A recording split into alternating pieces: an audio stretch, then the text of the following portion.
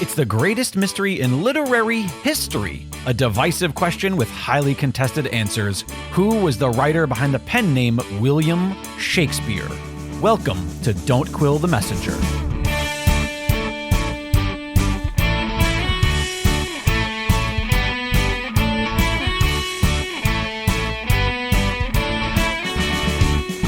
Here's your host, Stephen Sable. Quiller Nation, I am so excited to welcome our guests for this episode. They are coming to us all the way from Poland, where they both serve as university professors of literature. And just last year, they conducted a magnificent event in June of 2024.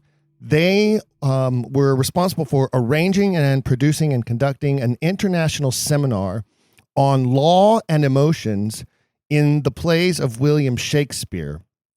I am so excited that they could join us today, and I know that you are going to enjoy all that they have to share about their experience and their work on Shakespeare from an international standpoint. They are Maciej, Jonca, and Katarzyna Jaworska, and they have come to us today all the way from Poland. Maciej, Katarzyna, welcome to Don't Quill the Messenger. Oh, hi.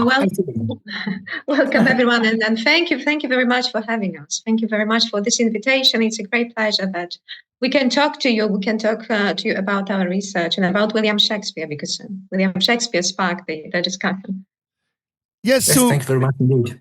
If you would, give me just a little bit of background into how and why this event that you conducted last June came to be, and the major purpose of the event. And whichever of you like to begin, go ahead. Kasiu? Okay, so maybe I will start. We work together with Maciej on various aspects on law and literature.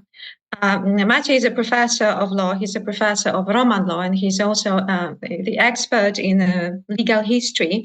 And I'm a literature person because I come from the literature department. I'm also a graduate of law school.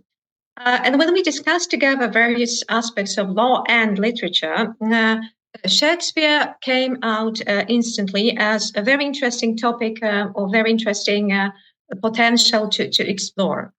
And before this conference, we also organized different things. Like we organized a workshop on translation for students, for the students of law and the students of literature. And this workshop was on translating various aspects of emotionally driven words, such as insults in Antony and Cleopatra. And we also published several articles. They were in Polish journals about mostly the merchant of Venice. And after some time, we decided, okay, so if we have done so much, let's organize the international event. Let's go for something bigger. And let's invite other experts and other scholars to talk about law and emotions. And Maciej was my first idea was to discuss law and literature based on Shakespeare, but Maciej came up with the idea of emotions, that we should go into that topic. Well, Maciej? the law can be a very emotional thing, can't it, Maciej? I mean, it can really involve a lot of emotion when we come to ideas of, say, justice, for instance, or equality under the law. I would see that that's a wonderful blend. And of course, Shakespeare really captures that a lot in many of his plays. Yeah, you're right. You're absolutely right. Well, what I observed is that for many centuries, people were thinking with a bunch of examples, bunch of, schemes. So they were using like Holy Scripture and they were using Roman law. And in the 19th century, the more they wanted to create something new, to abandon the old sources, the more they needed something new. And the more Shakespeare was used by them. I was absolutely surprised because, sometimes it's, his writings are equally treated like, the Justinian's compilation or, the writings of the church fathers, etc. And since there's a lot of emotions, good and bad, in Shakespeare, So, well, here comes the idea. So we decided to combine things because, in my humble opinion, these emotions, they speak more openly to the audience, any audience that any law does. For many centuries, people did not realize what kind of what kind of emotions they were using, they were experiencing. But Shakespeare described those emotions, and there's a lot of law in that as well. So, in any way, well, I'm sorry, I cannot explain that plainly, but you know what I mean. Probably. So I believe that was some sort of instinct also from the part of this 19th century authors and later commentators using Shakespeare as a narrative tool in the legal narrative. Yeah. No, it's very true. And here in our country, we have lists and lists of legal cases and legal briefs that have been published and opinions on the law that have been published by great legal scholars and great legal minds here who are experts in American law. And they reference Shakespeare more often than any other writer or any other source. You mentioned the Bible, and of course, we have the laws of Moses. But we also have this wonderful story. I think it's like sort of the crux of emotion in the law of King Solomon and the two women arguing over the child, right? And if that's not a use of emotion in the law in order to make sure that true justice is served, I don't know a better example. Do you? Well, I don't actually, but in Europe, especially in the Central Europe, we are still influenced by the teaching of Hans Kelsen and his school, and they claim law should be emotionless. I mean, the more emotions you show, the less professional you appear to be. But this is not what the writings say. This is not what I see in the professional writings. So from one side, we shouldn't do that, and from the other side, we do, and we do that a lot. Plus, Shakespeare is not our writer. I mean, he's not one of us. We are from Central Europe. We are closer to Germany. We have our own canon, our own pantheon of writers. It's amazing, but he's very present here. That's part of the intriguing thing. Yeah, go ahead. Yes, if I may add something, for me, what is quite interesting is that because you said that in American law there are many cases that are based on Shakespeare. They use Shakespeare or they refer to Shakespeare. But what is quite interesting is that Shakespeare triggers attention of many on various legal systems because it is analyzed by American lawyers and American law professors. It is analyzed through the perspective of American law. But there are also many publications or many attempts to analyze it from civil law, from civil law tradition. So he created something universal that sparks attention of lawyers from many legal systems, right? Not only American, but also, so not only common law, but also civil law tradition. And the next thing which I would like to mention is about emotion.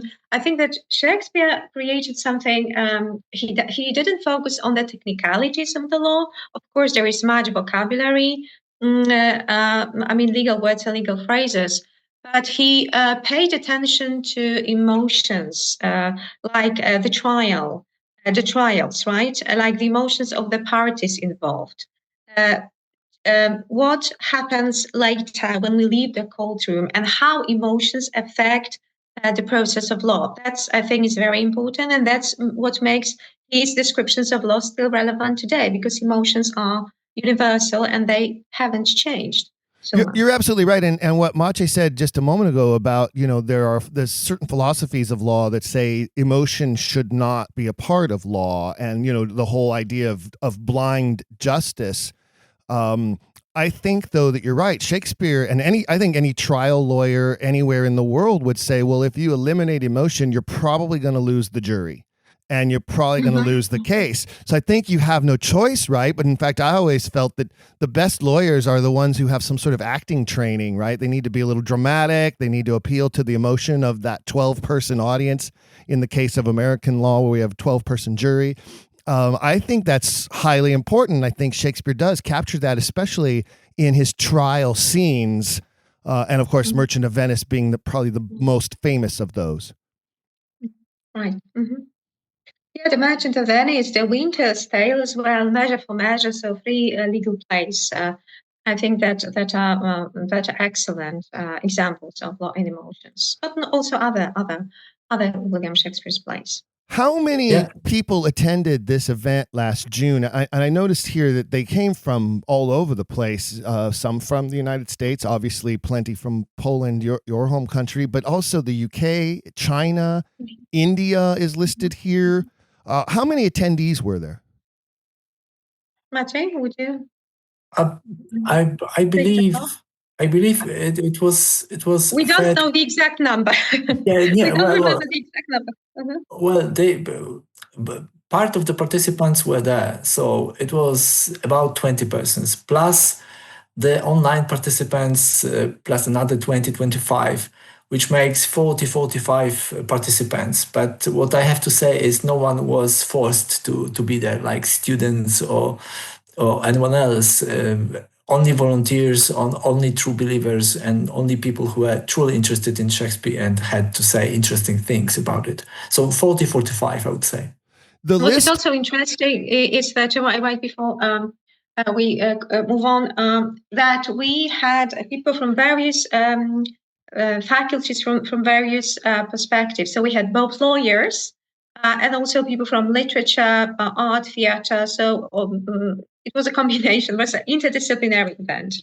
Well, the list is so impressive. It's extremely impressive. And I'd like to start talking about some of the presentations that were delivered. But when you look at the list of the scholars and where they came from and the areas of focus is so incredible. And I found myself, as I was reading through the summary of the event, feeling envy of all of you and wished that I had been there, or at least had been able to have tuned in through Zoom or somehow, because it seems to me like it was an amazing couple of days that you all spent together, each of you sort of delivering a little bit of your strengths about different aspects of this topic and covering a wide range of really intriguing issues.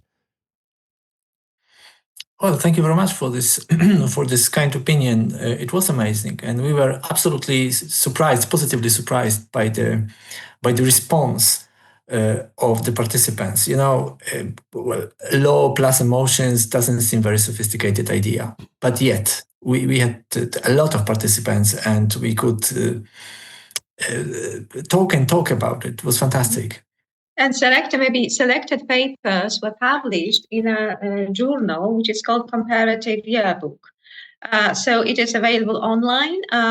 It is Rocznik Komparatystyczny or Comparative Yearbook, but the articles are in English, so you can also get familiar with some of them and some of their presentations. Now, of course, you spent a good deal of time on Merchant of Venice. From what I have looked at the summary of the event, that was pretty much like sort of the initial panel was about that play. And Katarzyna, it looks like you maybe delivered the first piece on that play. And I'm going to butcher this name, but Zygmunt Librowitz. Yes, Zygmunt Librowitz, right. And his perspective on William Shakespeare, on the Merchant of Venice.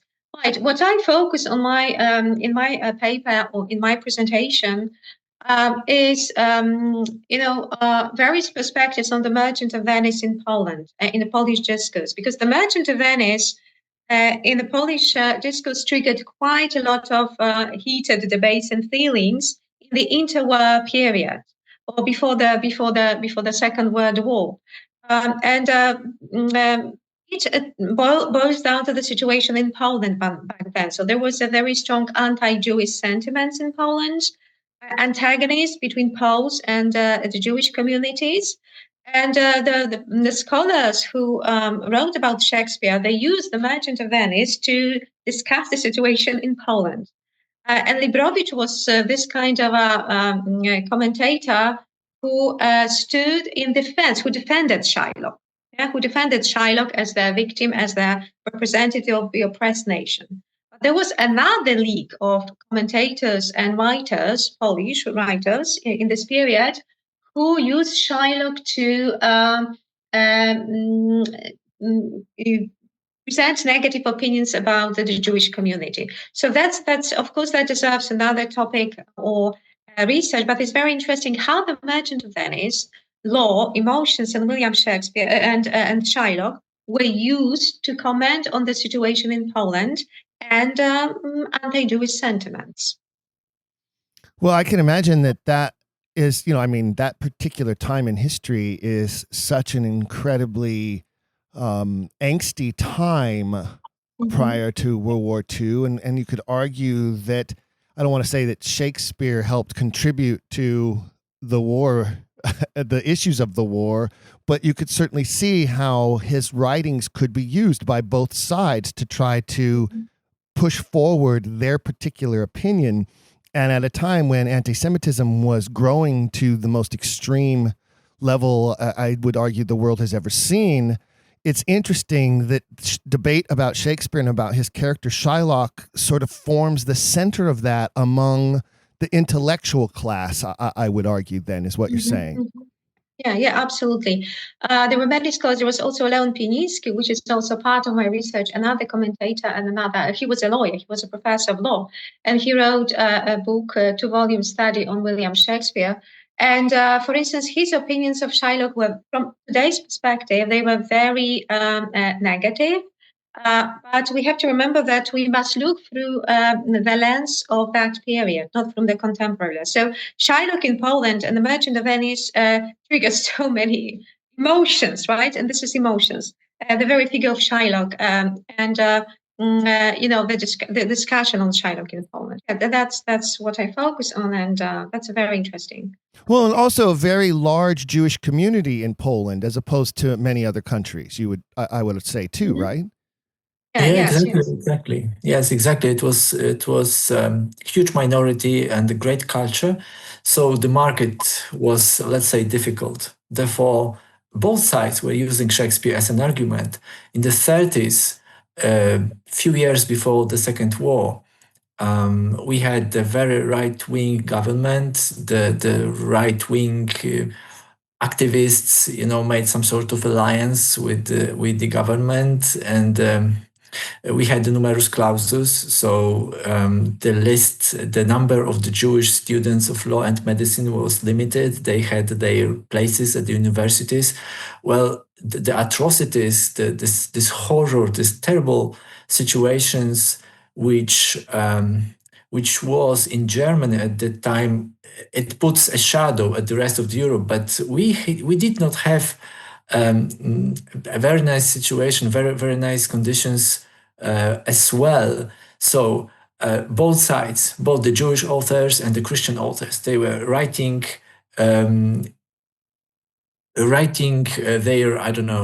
presenting their arguments, quoting Shakespeare from both sides. What I can say in defense of my nation is no one came up with the idea of killing people or gassing people or doing all that which was done afterwards.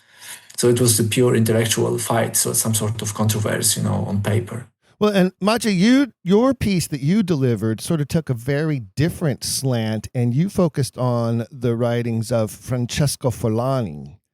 Yes, and is that connected to your expertise and study of Roman law? Is that part of the connection there, or am I just drawing that? Well, no, not exactly. It's connected to my observations that Shakespeare was a very flexible tool for actually anyone who wanted to use him as an argument. It all starts with the Rudolf von Jhering, the great German law professor who quoted Shakespeare in his writing Fight for Law, Kampf ums Recht, and he writes that Shylock was right.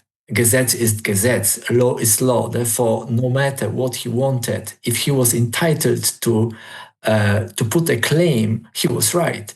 So his opponent was another great German professor, Clare, and Clare said it's nonsense, it's rubbish what Jhering says, and he wrote a great book, a big book, Shakespeare for the Forum for the Jurisprudence, and in this book he claimed that Portia was right In spite, she was a woman, so she was not a clever intellectual, but she had some sort of instinct, and this instinct guided her, etc. And Forlani was an advocate and an Italian lawyer, and he felt sort of offended. He started to be offended that someone insulted a woman. As a true Italian, he wanted to defend her.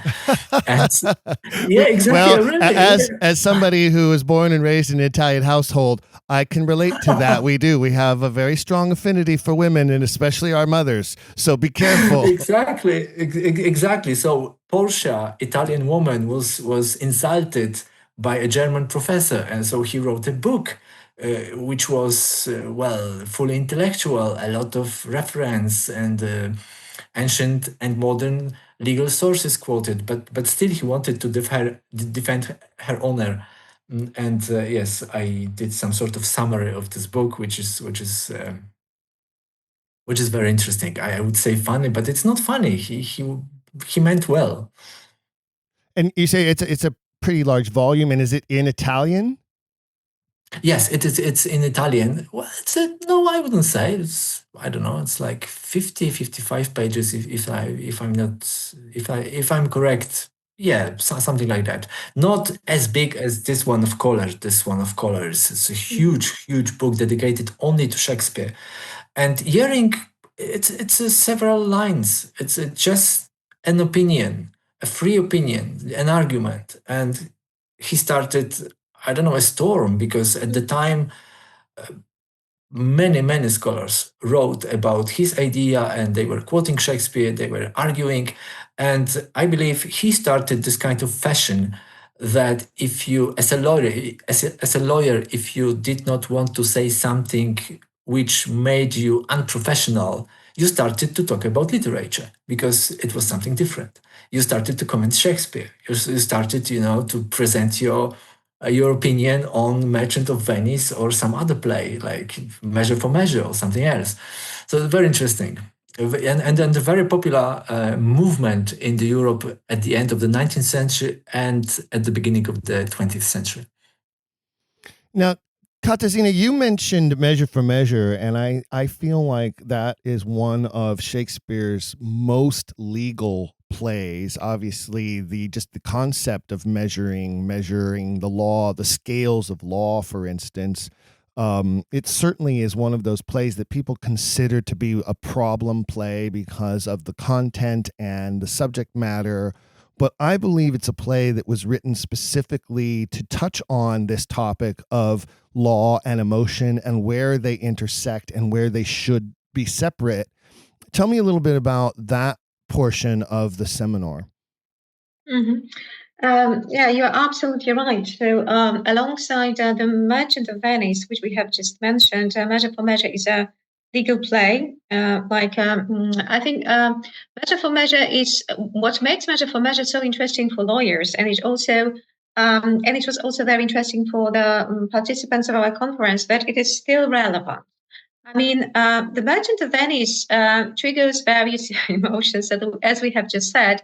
And I think one of the problems of the Merchant of Venice is that people don't know, have no idea of how to handle it nowadays. Is it hate speech? Is it not hate speech? And so on and so forth. But Measure for Measure is universal. So during our conference or seminar, we had a paper delivered by David Richards, which was about retributivism and retributive justice based on Measure for Measure, and in the context of American criminal law. So it was quite interesting, quite interesting perspective. There was also a presentation. There was also a presentation on Measure for Measure and religion, if I'm not mistaken. I'm looking at a list of presentations. Yes, and Professor Israeli from the University of Alaska, the sense of death is most in apprehension. It was law, death in the topic of law and death in Measure for Measure. A very interesting perspective, new perspectives, and new interpretations of this play. I always say, whenever I'm teaching Shakespeare to students, I always make a joke about how easy it is to determine whether a play is a comedy or a tragedy. And we always make the joke, well, in the tragedy, if your name is in the title, it doesn't end very well for you. And if there's nobody's name in the title, then it's a comedy and nobody dies. Except Measure for Measure is one of those examples of the anomaly where you do have a character who dies, and though it's a small character and it's used as sort of a theatrical mechanism, because they want to pretend that they've killed Claudio as part of his sentence of death. It is just one of those reasons why that play becomes very difficult for people to view as a comedy. And I think if you look at it from the perspective of the lens of the law, it probably was more entertaining and perhaps even very funny to an audience of lawyers and jurists and students of the law during its day, as opposed to, say, today's modern audiences. Yeah, I think yes. I will just finish. We have also, for me, which is also quite fascinating about William Shakespeare and worth discussing, is a shift. Or shifts in, as you said, right? Tragedies become comedies, become tragedies, or maybe comedies become dark comedies. Emotions or feelings evolve. So today we wouldn't perceive Measure for Measure as a comedy. We see some tragic elements in that. So I think it's fascinating that Shakespeare triggers so many various opinions, and we can also change about different perspective of changes of our emotions or emotional load. Yeah, Maciej? Yes, well, in my opinion, it's much more difficult to accept this play as a comedy at the moment, because we touch very painful patterns. I was thinking about the sexual harassments. I was thinking about the accusations put against the clergy, against the church, and this is the story. This is the perspective of the victim who was attacked, who was sexually abused, and there is a confrontation with the cruel legal system and its servant. Plus, lack of support from your direct neighborhood. This is the thing. That's why Shakespeare is so powerful. It's not about the story. It's about the emotion. It's much more important. Emotions. They are much more important here than the legal matters. So theoretically, we could analyze it from the point of view. From one side, there is a natural law, eternal law, divine law. From the other side, it's a positive law, but this is artificial. That's not good enough. There's a victim, and the victim wants us to help her, and there's actually no one. There's actually no help from anyone till the very end. So anyone who experienced this kind of wrong understands this very well. And Shakespeare was a very good observer. So what I think is also what Measure for Measure shows, and the Merchant of Venice and other legal plays, is that law and justice, law is not a panacea for all problems, right? It doesn't solve all problems. So there are many situations, because we think that law is something that will always help us, right? So we have a concept of justice, right? It's something universal, something that we can turn to. But Shakespeare shows in his plays that sometimes justice is served, but justice is not served, right? So victims do not find justice and do not find compensation, like in Measure for Measure, in the Merchant of Venice. The question is it a positive resolution? Is it a negative resolution, right? And is the law served? That's the question. So let's shift gears a little bit, because there was also a presentation about Hamlet. I just finished here. I have a Shakespeare company here in Southern Oregon where I live, and we just finished our season, and Hamlet was one of our productions. And I found it interesting that the presentation on Hamlet, and I'm assuming based on this name and the university, that the presenter was from India. Shibangji Ghosh from Jadavpur University delivered a presentation on exploring gender, religion, and emotion, and basically argued that the understanding of the law is what helps us to understand the play. Is that, am I getting that correct? Yes, absolutely.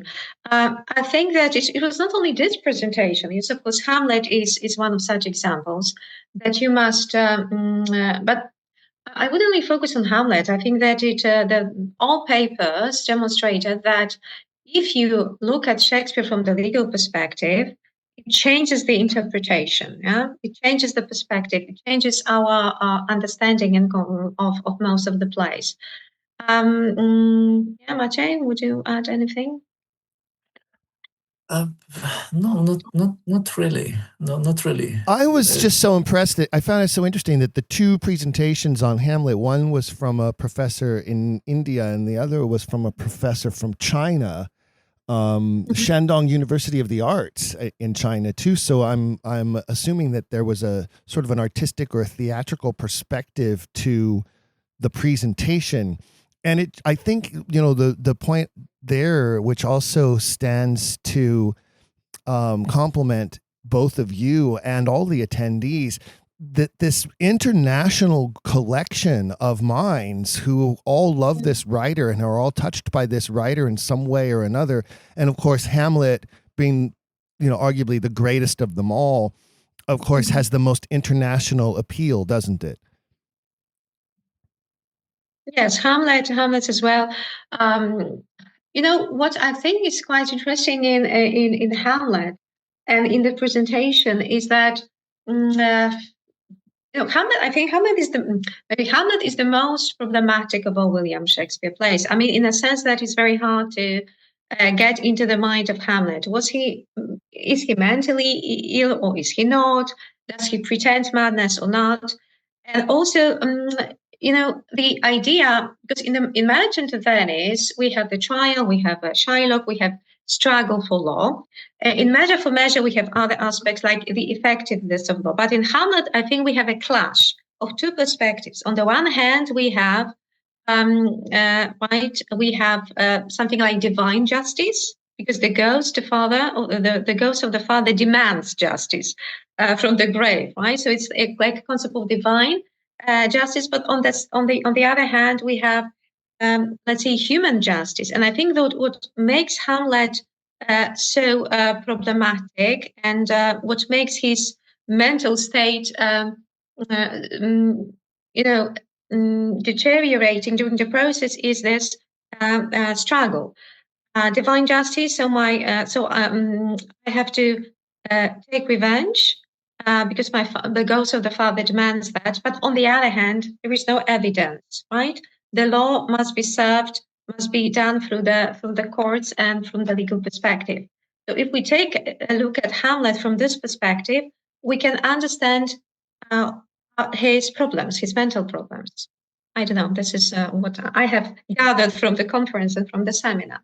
Well, is there sort of a crime and punishment element to it, do you think, in the sense that I don't believe that Hamlet begins the play as a killer. I don't believe that it's in his nature to commit murder.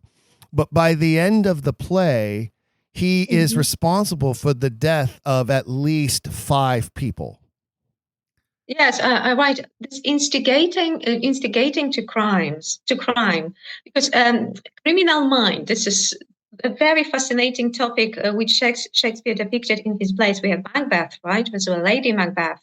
In Measure for Measure, we have many villains, but Hamlet is a very interesting figure. As you're absolutely right, because he, at the very beginning of the play, he doesn't have any criminal inclinations like other characters do.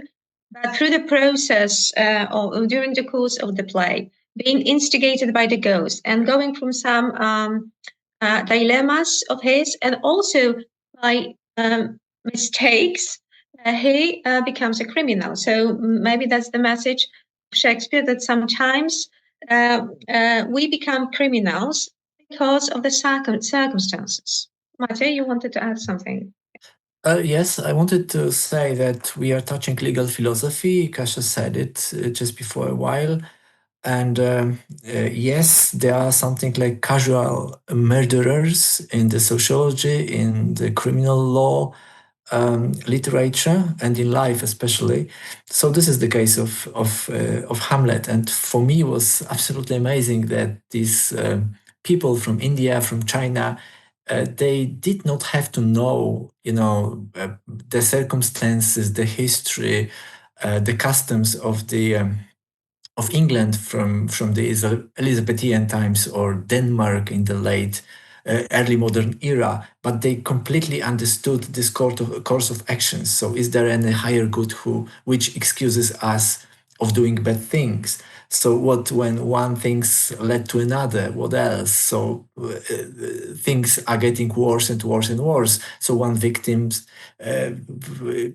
takes another and another takes another. So and they were adopting this kind of story to their old cultures, and we were witnessing that. And when what they can say is, I was amazed. It was fascinating.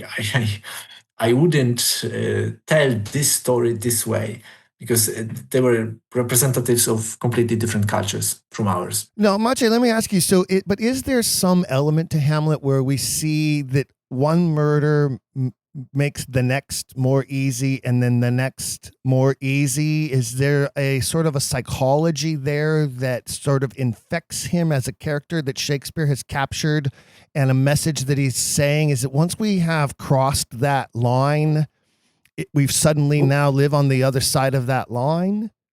Well, I thank you very much for this question. I'm not an expert here, but take any serial killer. So the majority of them would say probably that would be only once. I mean, they killed once and they wanted to stop, and then another one. So if you cross the line, I believe it's easier to repeat this kind of terrible deed. And this is also the story of Hamlet. Anytime he has a very good, each time he has a very good excuse, and afterwards it's getting worse and worse. And also emotions matter, right? Because I think what Hamlet shows, and the figure of Hamlet shows, is that when there is so much pressure from the outside, and also you have some kind of internal struggle, so you lose your control. Yeah, because at the very beginning, he's very he takes control, he contemplates, he tries to control the situation, but later, like, he resigns, gives up, and he just goes with the tide.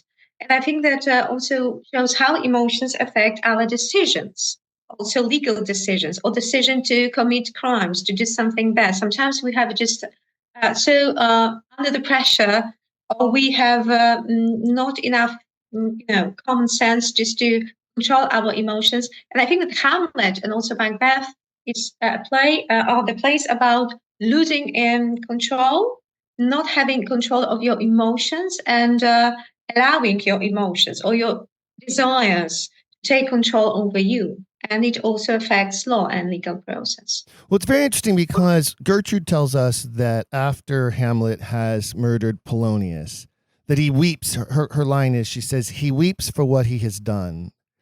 But then later on, when Hamlet is explaining to Horatio the way that he switched the orders on Rosencrantz and Guildenstern, he specifically says, they are not near my conscience. So there is a transition that occurs in him from feeling guilty about having killed Polonius to not feeling any guilt at all about the deaths of Rosencrantz and Guildenstern. Absolutely. So, yes, Criminal Mind, I think Shakespeare was a great, let's say, just, artist who delved into human mind, especially criminal mind. So the process of becoming a criminal, losing control, also having some kind of remorses. I think that's what Shakespeare shows in his plays, and that's still relevant, and that's amazing, right? So the next question I have for you, because you've mentioned Macbeth a few times, and of course, Yeah. I would argue that the Macbeths are Shakespeare's serial killers, because they just go on a murdering spree. Once it begins, they can't stop, and a bunch of people start ending up dead on the floor. But the paper that was presented on Macbeth was a very intriguing topic to me, and I see here that it's a colleague of yours, also from Poland, University of Warsaw. But her perspective, her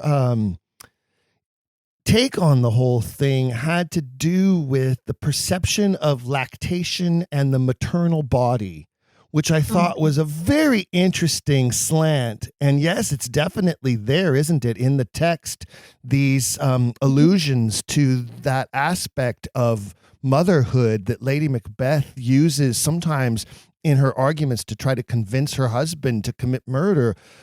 Can you share with me some more about that? That was such an intriguing slant on it that I was like, wow, I haven't seen anything like that or about that before. Yeah, Maciej, would you? Oh, well, I'm not a mother. I don't think I'm entitled to speak more about it. What I can say, I was also very surprised. I did not imagine that anyone can speak about this play in such a way. I don't remember the details, to be honest. It's a biology, it's psychology, it's a lot of subjects I'm not a specialist in. I don't feel safe here on this ground, to be honest. I think what was the focus of this presentation was, this maybe the symbolism of breastfeeding. So Hannah, because it was Hannah's presentation, Hannah Gemba's presentation from the University of Warsaw, and she used breastfeeding as a kind of a token and symbol of power, ambition, self-sacrifice. Because if you look at Macbeth, you have many female figures. Yes, it is 3 witches. So women instigate a Macbeth, women are witches, right? So female characters that instigate Macbeth to commit a crime in the first place. Then Lady Macbeth is another instigator because Macbeth has some wobblers, and Lady Macbeth says, yes, we can do it. You have the courage to do that. So I think that makes it very interesting, this female perspective that women and the female power prompts male power or men to commit crimes. Yeah? That was the crux of this paper. Is there a biblical, Maciej, is there a biblical reflection there? Like, Adam and Eve eats the apple, she hands it to Adam. Is there something to that? Yeah, I believe so. I believe so. What I wanted to add here is, Stephen, you're teaching students. Hannah was one of the greatest surprises during this conference. She's a very young student. She was at her 3rd year, I believe, at the University of Warsaw, and her speech was was completely something else. Oh, so she was a student giving a presentation, not a professor. Yeah. 3rd year student. We were stoned, amazing. Well, that's incredible. And, something that I always like to say is I feel like the scholars of tomorrow are going to find more and unique and different ways to focus on the works of Shakespeare, because they're going to find that so much has already been done, and they're not going to want to repeat or replicate something someone else has done before them. So this is a example of that, it sounds like, where this young woman said, well, you know what? I want to focus on a different slant, something a little different. The symbolism's there. It's in the text. It's not like she's creating something out of nothing, but she wants to focus on why would Shakespeare use this symbolism? Why would he put it into the play? And what effect does it have on the characters in the story? I think that's brilliant. Yeah. If I may add something, maybe to divert a bit from the topic, but to a symbolism of law. That's something that is very strong in William Shakespeare. And I have discovered how many symbols and images Shakespeare uses to describe law, thanks to my colleague, another colleague, Arkadiusz Krupa, who is also the illustrator. He's a judge and he's an illustrator.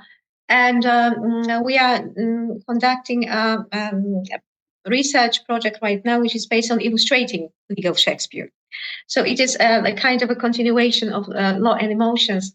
And when he started illustrating Shakespeare, illustrating some scenes from William Shakespeare, we discovered there are so many images that Shakespeare used symbolism, used images to comment on the law. Like law is a lion. Yeah? Law is a sleeping lion in a cave that goes not out to prey in Measure for Measure. Mm-hmm. Or the law is presented as something, right? Or as a scarecrow. As a very nasty figure. So that's also fascinating, using symbolism in order to describe the law and justice. Well, and it wasn't uncommon for Shakespeare to capitalize words like law or justice, pride, almost personifying these concepts and emotions of the human, right? Like making them characters almost sometimes in the play. Yes, absolutely. Yeah, and that's why they are familiar to us. That's why we understand immediately what he wants to tell us. We catch the story immediately, and this symbolism and interpretations and reinterpretations. That's what I was talking about. Shakespeare became some sort of canonical source. It is used at the moment like the Holy Scripture 200 years ago. I think we didn't mention translation because translation was also part of the seminar.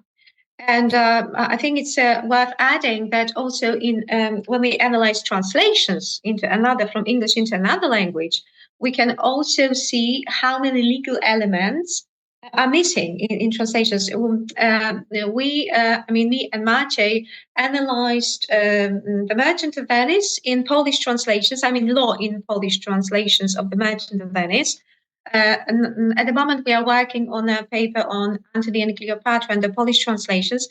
And we have discovered that Polish translators who didn't know law didn't reflect upon the legal elements. So that's amazing that Polish readers who get a text in the Polish language, they have a different image of the law, legal elements than, for instance, the English audience. And it was also part of our seminar.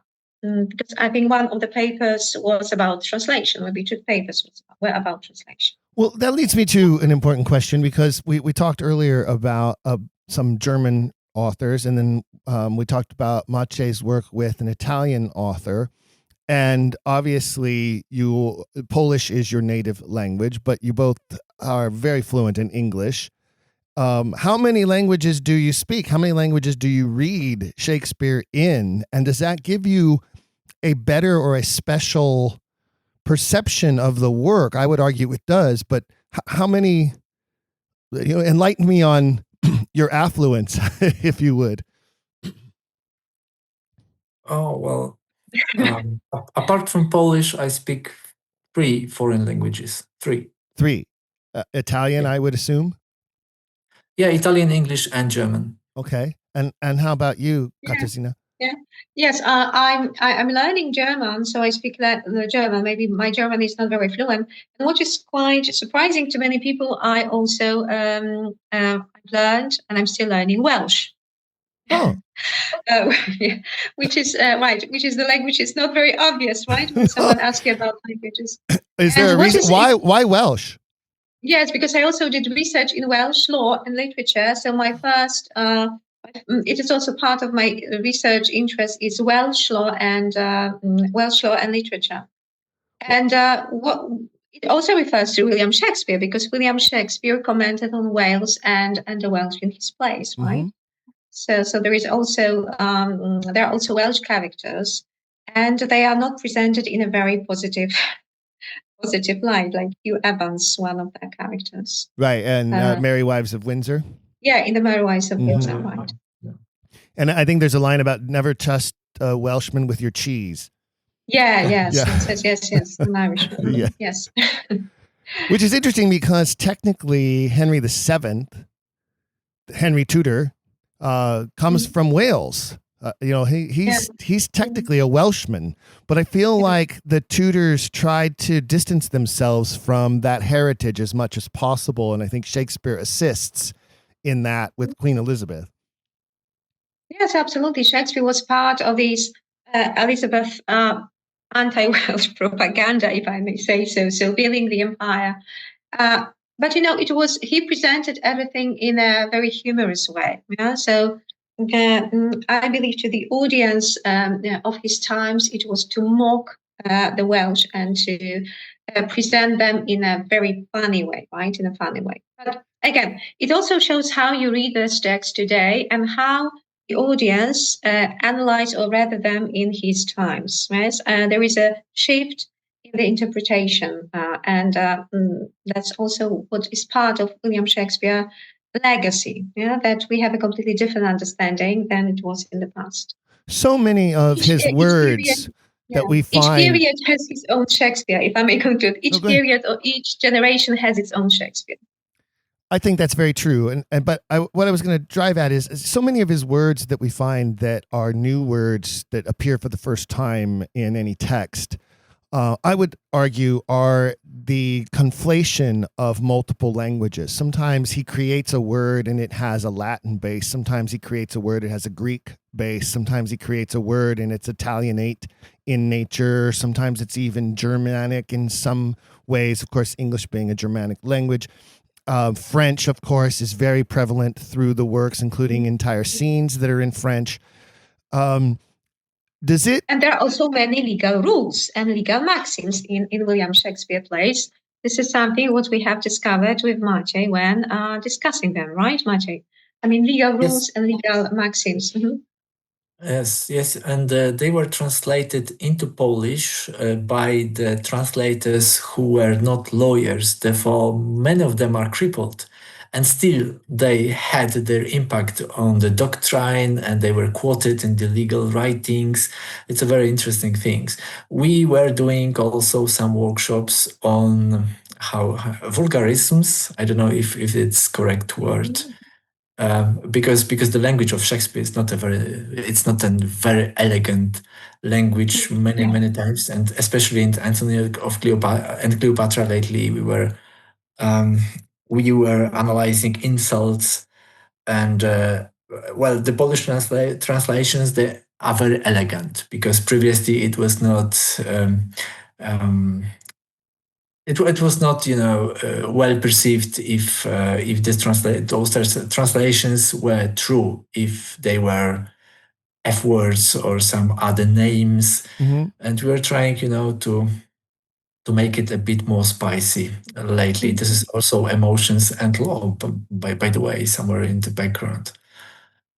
Well, I think that's very important, in fact, because one of the aspects, obviously, that makes it difficult for translation, even today when we're looking at the original texts, or I like to refer to the first folio as much as possible. So when we're looking at the first folio, there are aspects of certain plays where the humor that is involved sort of flies past us because the slang of the time, the vernacular of the time is so different for us now. We may not understand the references the way that they would have then. One of the best examples I can think of is in Romeo and Juliet, where Romeo and Mercutio have this exchange about geese. And it flies literally, pardon the pun, flies right past you if you don't understand that at that time, referring to someone as a goose was equal to a prostitute. So while they're talking about stuffing each other's goose, right, suddenly you have this very bawdy scene where these young men are making all kinds of penis and sexual references toward each other, which can sometimes be construed as homoerotic. I think it's just, boys who are coming into their own sort of thing, using each other as the punching bag for their humor. But for a lot of people who read that, they look at it and go, what the heck are they talking about? This makes no sense at all, and it's not funny. Well, as soon as you put the context in, it's very funny, right? Yeah, this is exactly what Antony and Cleopatra is about. Yes, it's about language. How you can describe someone in a very negative light, or offend someone, or use contempt and hate speech. In reference to Cleopatra, it was through the language. And what was quite surprising, because we organized this workshop with students of literature and students of law, is that students analyzed some selected passages of Antony and Cleopatra in English, and they didn't, as you said, they didn't decipher, they didn't find this negative language. And after some kind of interpretation, explanation, analysis, they suddenly discovered that it is so foul, that there are so many sexual innuendos, and we tried to translate it into Polish, and it was even worse to find Polish equivalents. Yes. So, and then were they shocked? Do they get shocked when you suddenly spell out, well, wait a minute, really, what's happening here? Well, at the beginning, I believe at the beginning they were a bit shocked, but since they were aware it's allowed to speak loudly some words, it got better, and it was very interesting. Plus, I remember I'm not a specialist here, but I remember when I was reading this play. So this behavior of Antony is a typical bipolar disorder. This relation is toxic. I mean, any therapist would advise, just say goodbye to the woman, and say goodbye to the man. So again, anyone with this kind of experience reading the play, he understands immediately. It's not about the politics, about the law. It's about relation, about emotion, about this, the pain, suffering, all this, all this stuff. So it's eternal. Is Cleopatra a proxy for Queen Elizabeth? Is the author demonstrating his own sort of love-hate feelings towards the authoritarian ruler, the monarch of the land in this play? I don't think so. I don't think he would dare to do that. The insults, the words Antony is addressing to Cleopatra are very bad words. It would be a high treason. But he compares her, and he calls her gypsy. Several times in the plays, right, Cleopatra is compared to a gypsy, or this Otani front. So in the Elizabeth, I think what Cleopatra, this is my opinion, that Shakespeare used Cleopatra as the antagonist figure in the Elizabethan society. So any foreign person, right? Because in the Elizabethan period, nobody likes foreigners. Shylock was foreign, someone was an alien, someone who was not from the society. Cleopatra is very similar, because she's also someone of different origin, of different background, Othello as well. So someone who is an alien, someone who is different, who is not us, was castigated by William Shakespeare. So for me, I read these three plays, and I read Cleopatra, Shylock, and Othello as us versus them discourse that was prevailing in the Elizabethan period. So you would argue that Antony and Cleopatra is sort of a nationalist type of play, whereas it's very pro-Roman, and Antony has been lured away from his Roman ways and his Roman citizenship by this foreigner who is this temptress, this seductress, who destroys him. Yeah, the destroyer of order, law and order, and the kind of stability of the state, because Cleopatra is to be blamed. Yeah, this is how Shakespeare presents her, as the troublemaker, as the blameworthy person, as the one who is the worst, a whore, right, and a seducer, gypsy. So a person, a character that ruins the stage. So we can take her out of the Roman context and look at her from the Elizabethan period perspective as well, right? Yeah, I think so. Yeah, and if you compare both of them, I mean, the Cleopatra and Elizabeth, there is a clear contrast. Sorry. So there is a prostitute, the foreign, the psychopathic Cleopatra from one side, and there's the Virgin Queen from the other side. So Shakespeare, in my opinion, what Shakespeare wants to say is, well, the woman wearing crown is not the problem. The person is the problem. Could we argue that the queen had this other side to her, though? I mean, especially since we know her relationships with some of her courtiers, and we know her propensity towards having a really hot temper behind closed doors, the punishment, the beheadings, the maiming of those who would dare rise up against her. Could we argue that she maybe had this hidden dark persona behind all of that makeup and the false creation of the Virgin Queen? Well, again, in my opinion, Shakespeare wouldn't dare to make a clear comparison between Cleopatra and Elizabeth, and it was too dangerous for him. He had a very good life at the moment under her reign. I want to shift gears real quick because one of the other topics that I saw was part of the seminar that I found very compelling was this piece on the rape of Lucrece, or as would Lucrece, right? Yeah.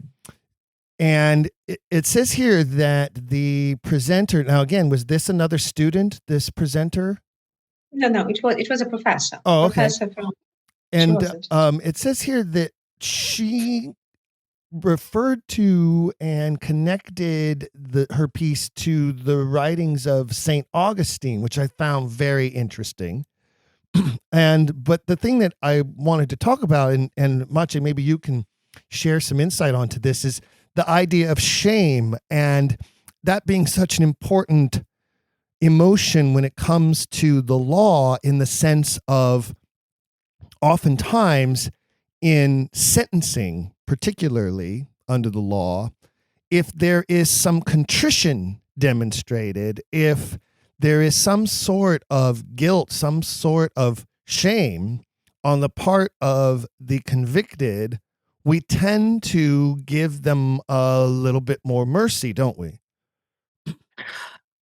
Yeah. Well, Shakespeare was a very clever author here, because his reconstruction of the beginnings of the Republic, his reconstruction of the death of Caesar, his reconstruction of the relationship between Anthony and Cleopatra, they are fictional stories which had great impact on historiography, on culture, popular culture, etc.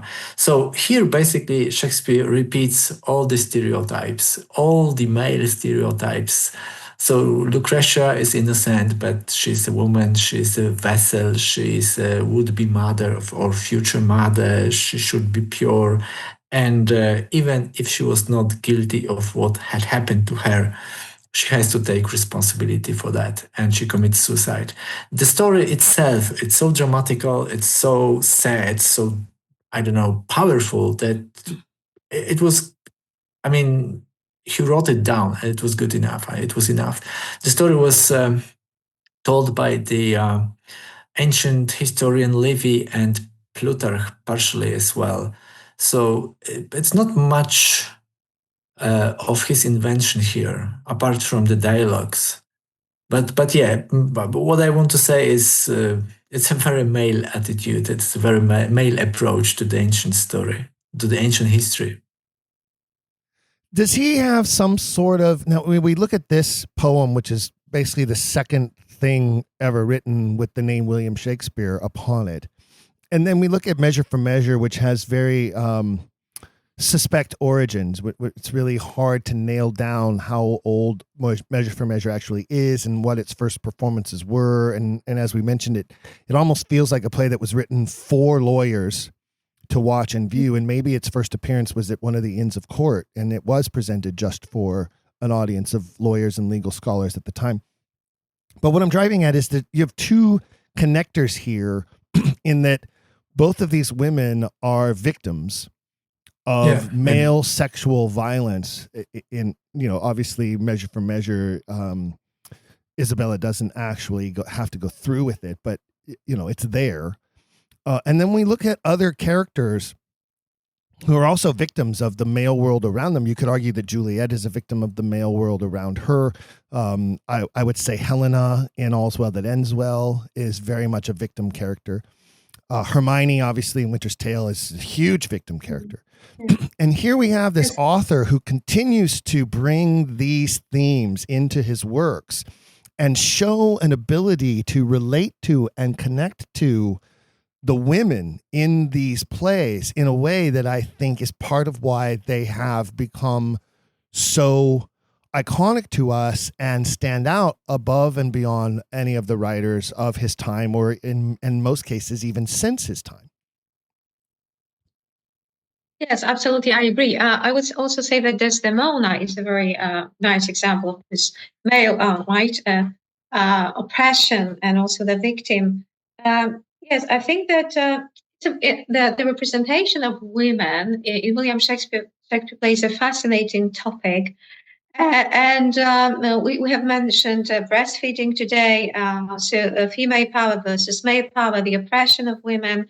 But there are also many strong female characters. So I wouldn't read William Shakespeare plays only as female oppression, but also as there are the examples strong, like Paulina in The Winter's Tale. She's a very strong character. She's the one that speaks out. Lady Macduff is also a very strong character. Yeah? Lady Macbeth at the very beginning has some strength to propel the action. So that's amazing, because we have we don't have any insight into Shakespeare's personal life. I mean, we know some facts about his life, but there is much under the veil, and looking at male and female perspective is also very interesting. So then I want to ask you about the question, and because you have studied these works the way that you have, and because you have such insight from a different perspective, you, Katarzyna, as a literature professor, and you, Maciej, as a law professor, and because you speak multiple languages and you've read these works in different languages too, and so you have insight into the word creation, into his knowledge of not only the law of his land, but the classic aspects of the law and the ancient laws. His biblical knowledge is obviously there, his knowledge of other cultures and other countries, and the list goes on and on and on, how much he was aware of and knew about. Does it make sense to you that this writer grew up in this tiny little provincial town outside of London, and we don't know anything about his personal life, and we don't have any letters or any manuscripts or anything written by him? We don't have any letters written to him. I mean, it's just a really weird connection, isn't it? And how do you wrap yourself around that as a scholar? Mm-hmm. Yeah, there are also many conjectures and many speculations about William Shakespeare, as you know, right? Whether he was even one of the conjectures says that he was a lawyer, or maybe there was a group of lawyers, that Shakespeare didn't exist. No, honestly speaking, it doesn't matter for me. I don't care, right? Whether Shakespeare was a lawyer, was a real person, it's not a thing that I focus on. I focus on the play. I focus on his works, and I analyze them and try to delve into the work and analyze it using my own skills and my own knowledge. So for me, honestly speaking, it's not that important.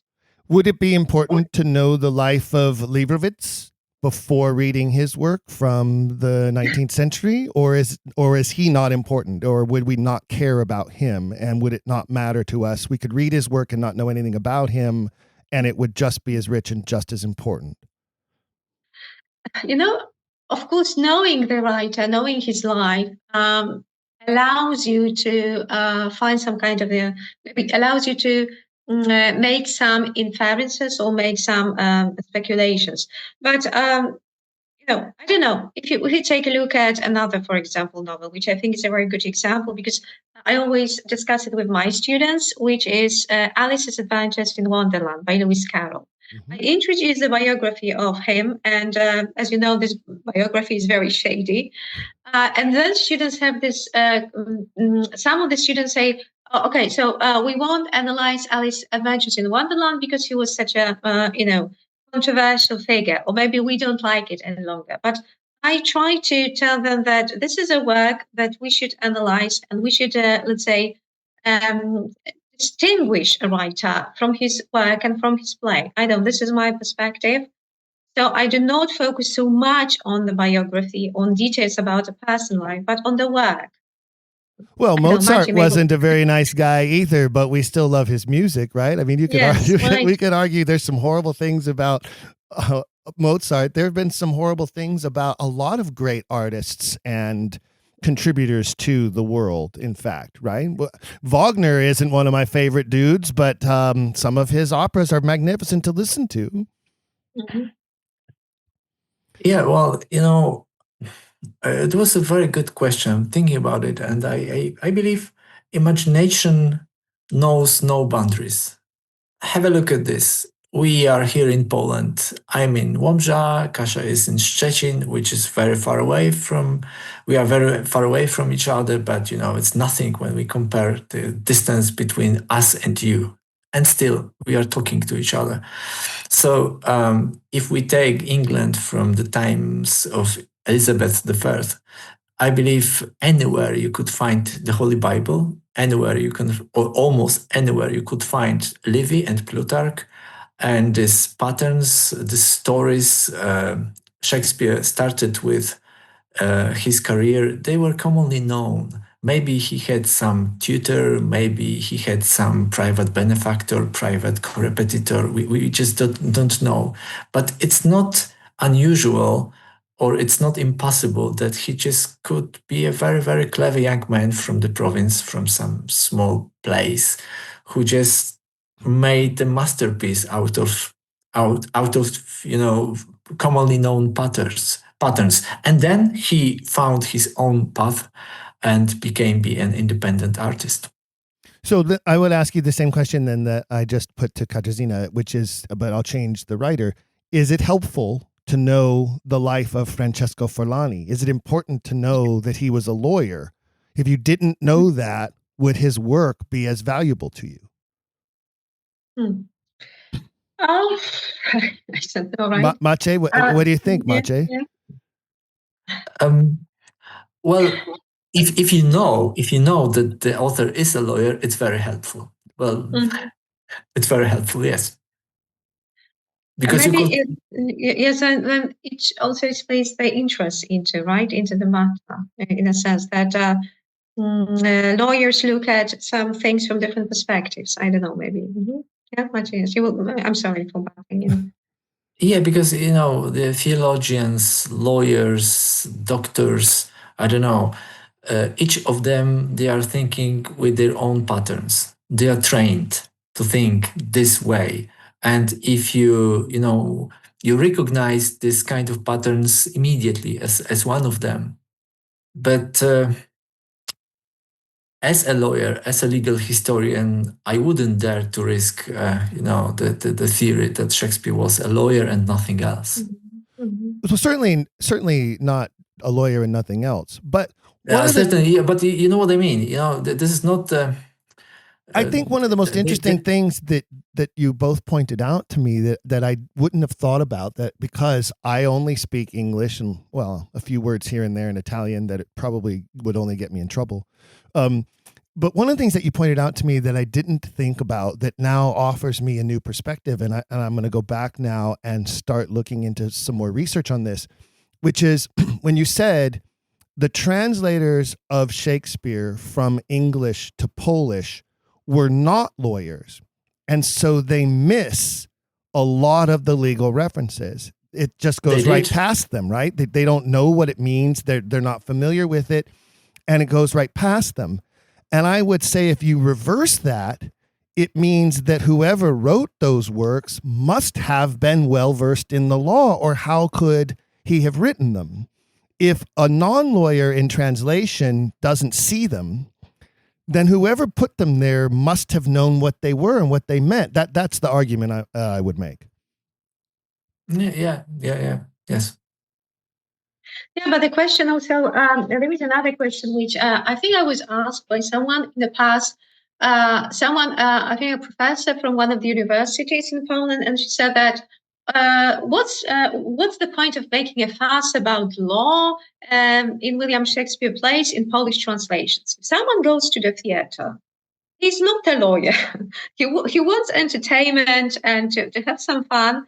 And he or she focuses on the play, on the characters, on the problems, and law and legal matters. I mean, the legal precision is not that important.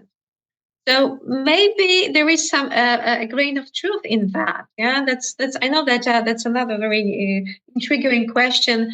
Does it really matter for a person who is not a lawyer to let's say focus so much on legal aspects? Yes, in William Shakespeare's plays and the Polish translations, right? I think you're absolutely right. The modern audience, especially. And, we refer oftentimes when we talk about Shakespeare and the audiences in the public playhouses, particularly, where they obviously would not have understood many of those legal references. They maybe didn't get some of the jokes about court or the machinations or structures of the Elizabethan court.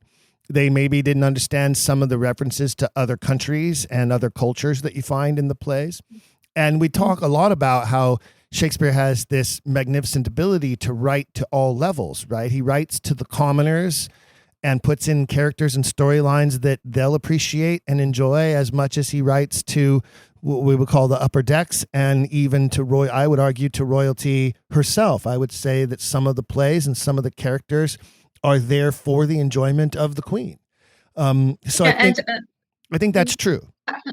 Yeah, I think that I would say that each person has his or her own Shakespeare. Yeah, we are searching for something else in his plays. When I analyze his plays, when I read his plays, focus on something else, right? Maciej will probably focus on something else using his background, especially his knowledge of Roman law. Someone who is not a lawyer, who is not trained in literature, has a completely different understanding and finds something else, something different. So that's also what I really like about William Shakespeare, that he's so versatile. It's a depth of topics, emotions, feelings, impressions, interpretations. Everyone can find something for him or her in William Shakespeare. So let me close up the conversation with this question, because I'm so anxious to know what's next. Will there be another seminar like this, do you think, that you might schedule for the future? You mentioned the work that you're doing right now on Antony and Cleopatra, which I find very intriguing. And when you've completed that, I hope that you two will come back and share some more insight into that with us. That would be awesome. But what's happening next for both of you, together or individually? Okay, so I will start and then I will give the right floor to Maciej. So we have so many plans that there is no time. Well, no, there is time, but we have so many plans to go with that we don't know what to focus on right now. So we are doing our research independently, and also we are doing things together.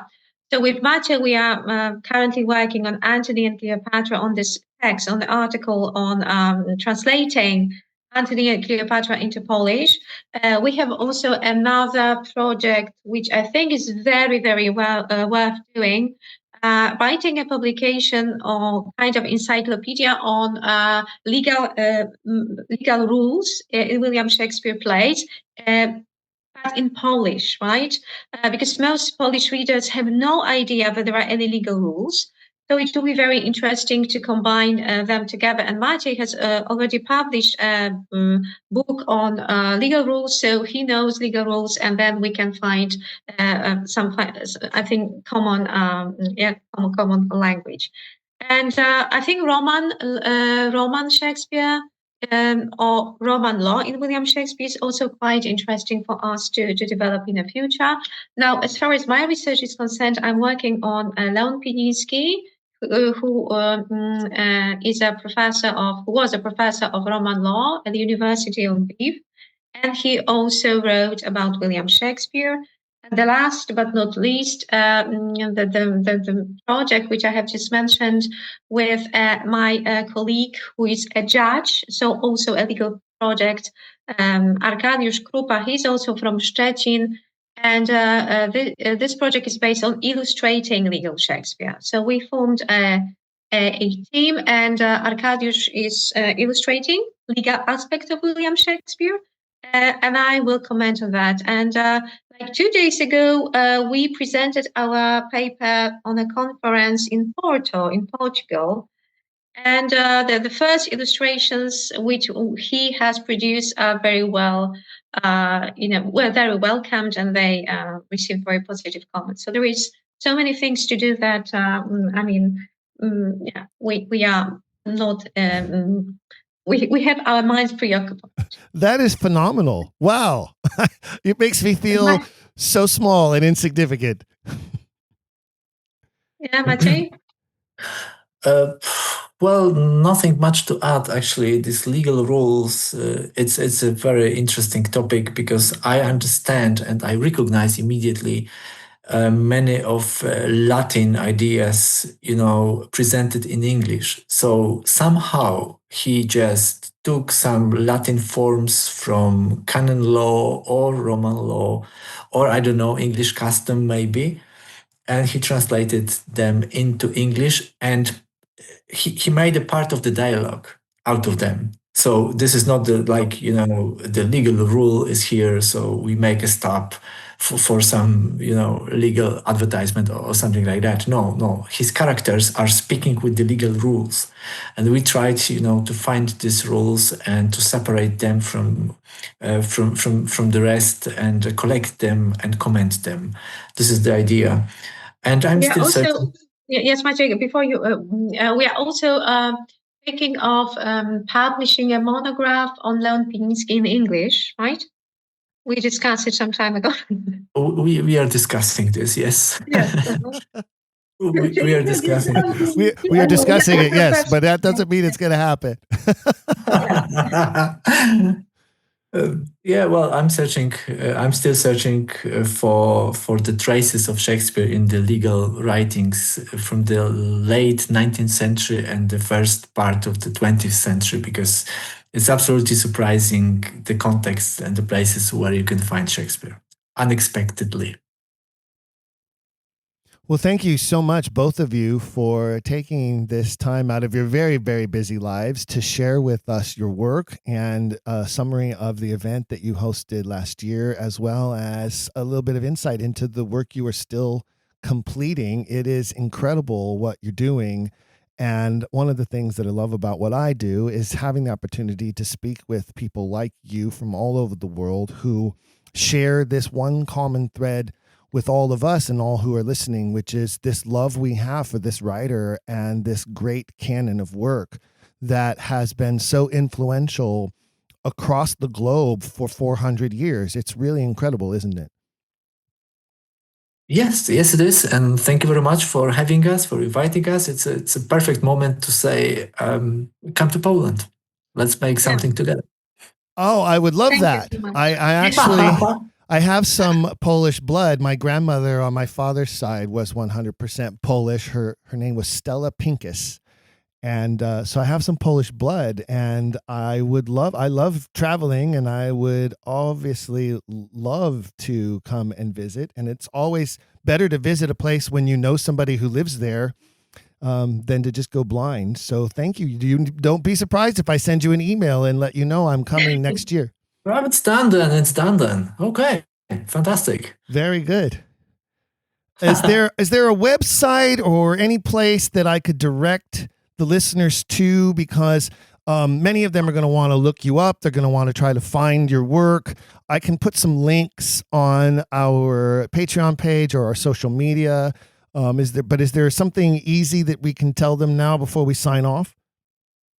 Um, I don't think so. I don't believe, but we should think Prawo about. rzymskie. Maciej, prawo rzymskie on Uh, Facebook. But it is in no. But this is not the fan page dedicated to Shakespeare. This is more general thing. But we should think about something dedicated entirely to Shakespeare. Thank you very much. Okay, and I'll make sure, because for those who are listening, Quiller Nation, I will make sure that their names are up. Obviously, their names will be in the episode title, and we'll make sure their names are up at the Patreon site and at the social media, so that they're easy for you to spell, so that you can Google them and look them up. Some of their research, I was able to find, the way I found them was through academia.edu.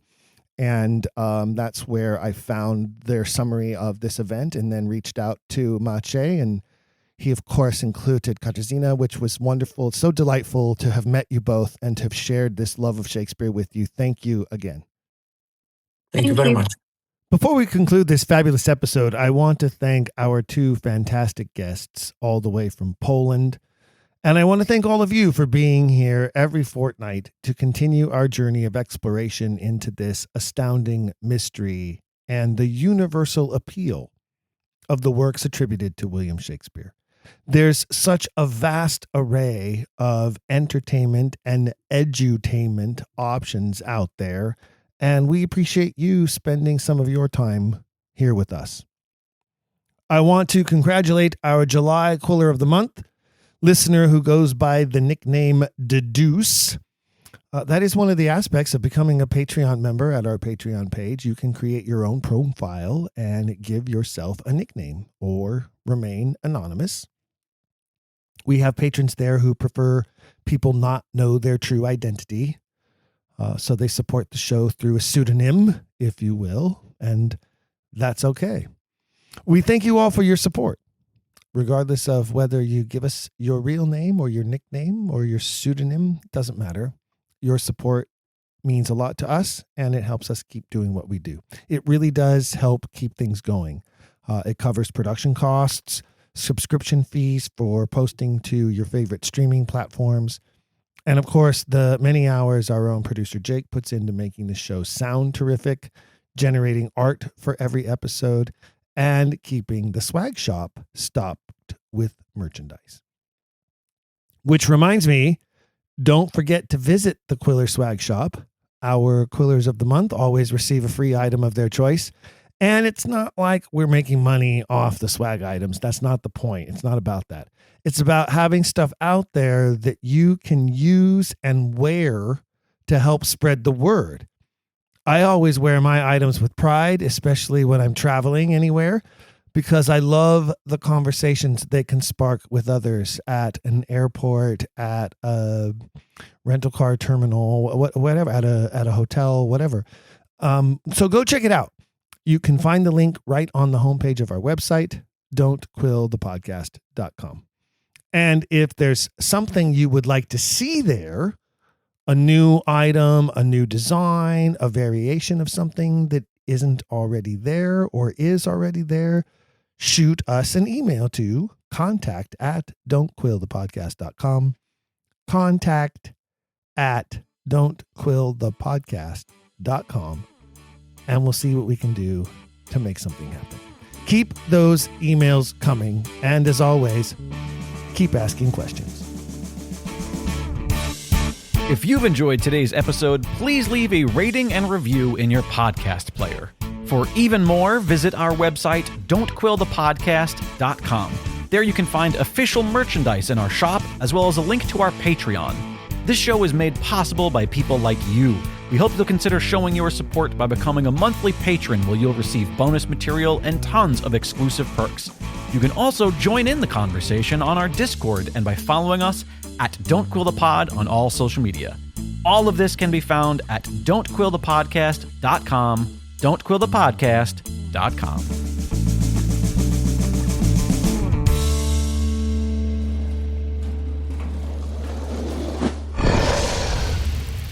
It's Dragon Wagon.